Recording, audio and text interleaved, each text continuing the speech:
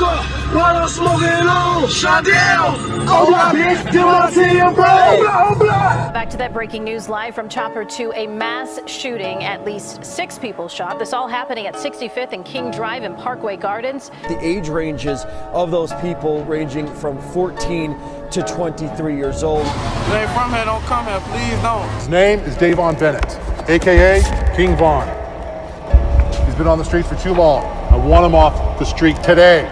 You guys ready? Ready, sir. Let's do it. Alright, so probably the person that I get the most requests to do a video on, and the rapper I've been rocking with for a while now, is King Von. No doubt the most demonic figure that's come out of Chicago since the drill music wave in the 2010s. Fans are really enamored with his storytelling and music videos, but for the life of me, I don't know how King Von is a free man. I mean, bless him, all blessings to him. He's somehow been able to 2C slide and dodge every single case that's been thrown at him since he was 15. And while his partner Rondo was toting a bazooka on the gram, King Von was on Twitter arguing with a mortal enemy over how many bodies they each got. And this was trolling the fuck out of the police, right? They couldn't stand it. See, in Chicago, only 20% of murders ever get proven, 80% go unsolved.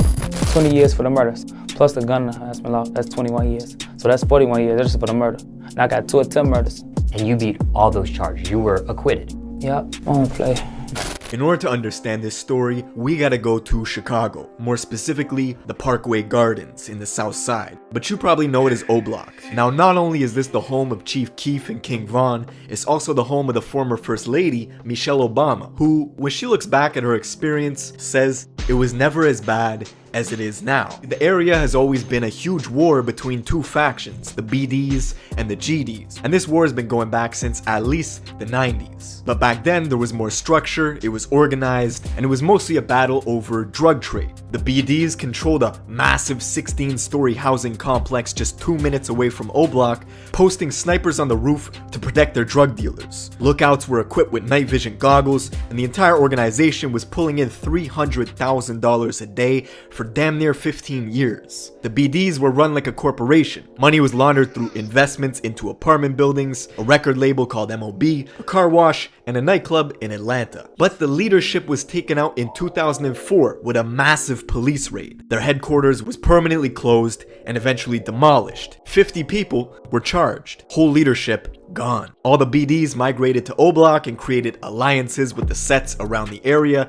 to go against their rival gang, the GDs. Now the GDs, which stands for Gangster Disciples, also had their leadership taken down. And now neither of the 2 gangs have any structure anymore coming from the top to the bottom. It's basically just kids running around with a profound hatred for each other, trying to blow each other's heads off. And this shit escalated even further in the 2010s with Chief Keef and the rise of drill music. Chief Keef, Rondo, Lil Reese, Lil Durk, and most of the people who saw success during the height of the drill scene were all black disciples. The Gangster Disciples had very little representation in mainstream music. Their most notable figures were FBG Duck, Lil J, Lil Jojo, so the fact that Chief Keef and O Block were able to control the airwaves and the popular sound made it so they could put super disrespectful lyrics towards the Gangster Disciples in their songs, and it would become mainstream. The best example is Tuka.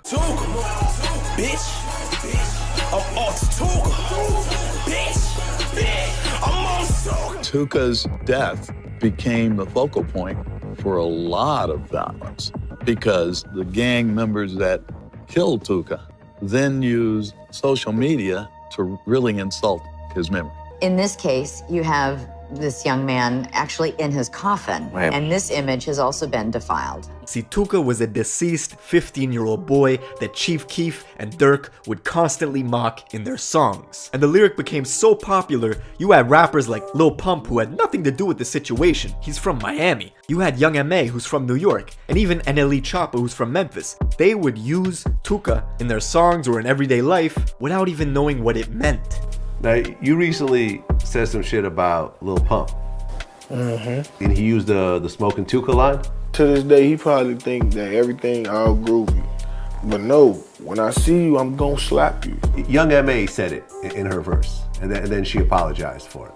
And that's all I wanted. See, the hatred between the GDs and the BDs ran so deep. The feud was so strong. You even got King Von on video teaching a little kid how to shoot a water gun while saying F Tuka.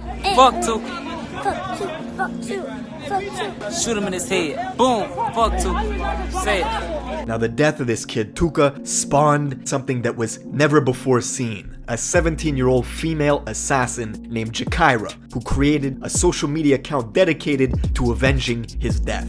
She was known to her rivals as somebody who was willing to shoot first, ask questions later. It's all over the internet. Jakira was on social media bragging about the shootings that she had done. She was proud, and she let everybody know. She was very quick to let you know that she was violent and that she was not afraid to shoot somebody. It was said Jakira was responsible for at least 15 shootings before she herself was eventually killed. Afterwards, a 4chan user hacked her Twitter and leaked DMs showing her and King Von had this weird back and forth where King Von was attempting to romance her in like a mocking way. I don't know, maybe it was real, despite the fact that they were both rival gang members. And she didn't like dudes, she liked girls. But reading the tweets and listening to his interviews, you could tell King Von is a clever, smooth talker, right? He's smooth, but he's also a goddamn demon. A blood trail seems to follow him wherever he goes. And King Von was becoming an infamous figure in the Chicago PD briefing rooms. Oh, they hated him. Police would bring him in for an armed robbery charge, possession of an illegal firearm, and they had suspicions of other stuff that they could never prove. One murder of a kid named Modell, allegedly, according to the internet detectives on Reddit, has King Von's name written all over it. It happened on a Saturday night where 24 other people were wounded across Chicago, but that wouldn't stop King Von from boasting about Modell's death on Twitter all the time. Now finally, in 2014, the police thought they had something. Von and one of his friends were at a crowded house party when a rival GD named Malcolm Stuckey was in the corner mean mugging them. Von and them took offense, immediately left the party, came back 45 minutes later, shooting at the kid Stuckey, who was outside, along with 2 other people who tried to run. Stuckey was killed, the 2 others were wounded, and King Von and his friend were snatched up by police a couple days later. After 3.5 years, the trial finally started. It lasted a grand total of 5 days. Witnesses couldn't be located. Von kept his mouth shut for the whole 3 years, while his friend confessed to doing the shooting. So, Von beat the case, went home, and his friend got 28 years. As soon as Von was out, the dude he was always arguing with on Twitter, named Wooski, who's a gangster disciple, and his mortal enemy, was attending a funeral at the Bethlehem Star Baptist Church when all of a sudden, an AK-47 pistol, aka a Draco, was whipped out and started spraying into the crowd. Dozens of shots rang off, and Wooski was shot. Now he survived, and King Von was not responsible for this, but that does not stop him from mocking him every chance he gets on Instagram Live. He ain't been the same. He don't talk shit no more, nothing. I don't know what the fuck. Them bullets be changing the motherfucker out, man. And this is why Von's fans fuck with him, right? It's the authenticity, it's the allure of the savageness, right? That the fans like. They like that in their music. I don't think they like it in real life though. Anyways, now Von is in Atlanta making crazy music videos with dope storylines, and his channel's got 150 million views in 11 months, right? He's blowing up, and his fans are diehards, right? They're crazy. They read into everything he posts, looking for clues. Like this man posted an Insta story just trying to promote his new music video, and people were reading into how many skulls he put in his caption, like 7 skulls? That's 7 bodies. King Von has 7 bodies. It even got to the point where King Von went live on Instagram himself and said, listen, if the internet was right about the bodies people had, they would be in jail. So don't believe what anyone says. I repeat, anyone. And I'll be honest, I hope that's true. Bless him. All I know is listen, in Chicago, the clubs close at like 12, right? It doesn't go past 12 because of the violence. And I know that King Von can't go to Canada to do shows. He can't go to overseas to do shows. So it's a blessing and a curse, right? Because of his history, King Von creates this allure and this personality that people want to rock with his music, but also fucks up his business opportunities because he can't leave the country. And that's pretty much it for this video.